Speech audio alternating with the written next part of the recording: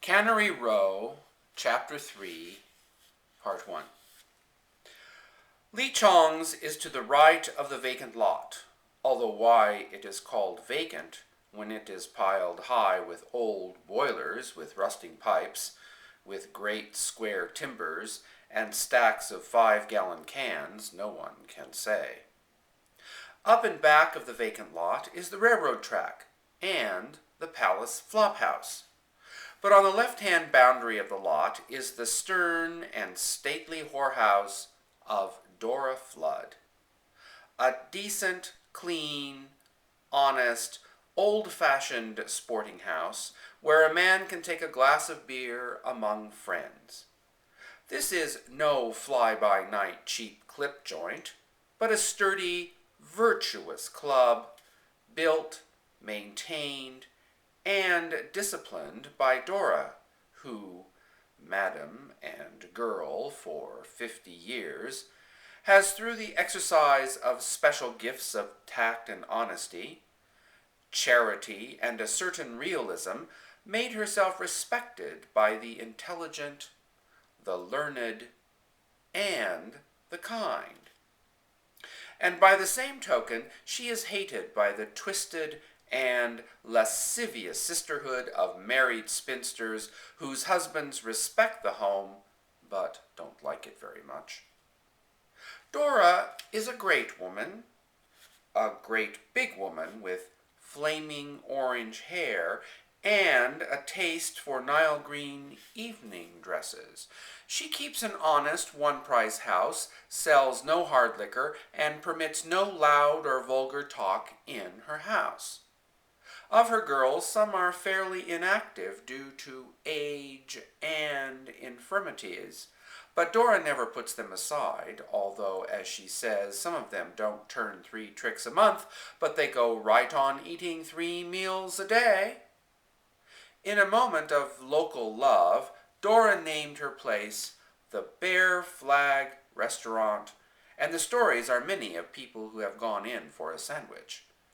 There are normally 12 girls in the house, counting the old ones, a Greek cook, and a man who is known as a watchman, but who undertakes all manner of delicate and dangerous tasks.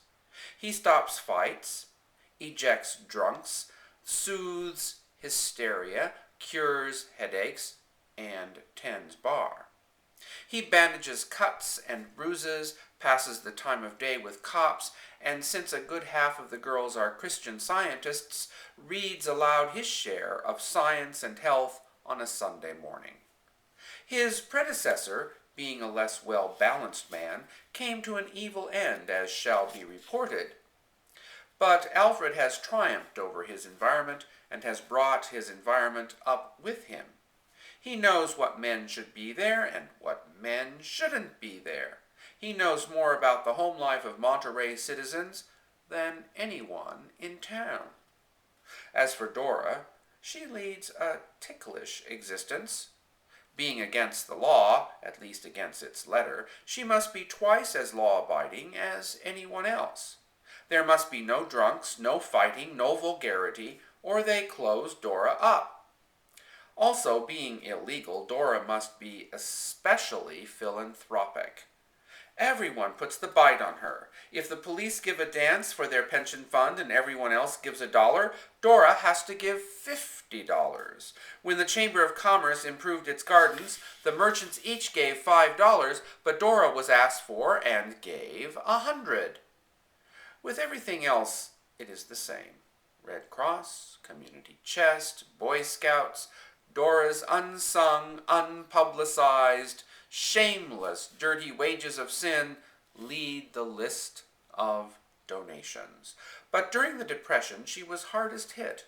In addition to the usual charities, Dora saw the hungry children of Cannery Row and the jobless fathers and the worried women, and Dora paid grocery bills right and left for 2 years and very nearly went broke in the process. Dora's girls are well-trained and pleasant. They never speak to a man on the street, although he may have been in the night before. Before Alfie, the present watchman, took over, there was a tragedy in the Bear Flag restaurant which saddened everyone. The previous watchman was named William, and he was a dark and lonesome-looking man. In the daytime, when his duties were few, he would grow tired of female company.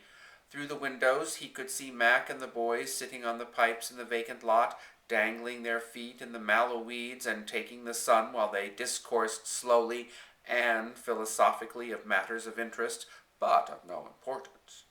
Now and then, as he watched them, he saw them take out a pint of old tennis shoes, and, wiping the neck of a bottle on a sleeve, raise the pint one after another.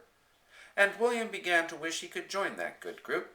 He walked out one day and sat on the pipe. Conversation stopped, and an uneasy and hostile silence fell on the group.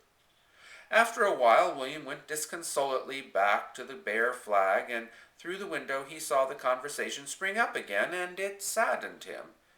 He had a dark and ugly face, and a mouth twisted with brooding.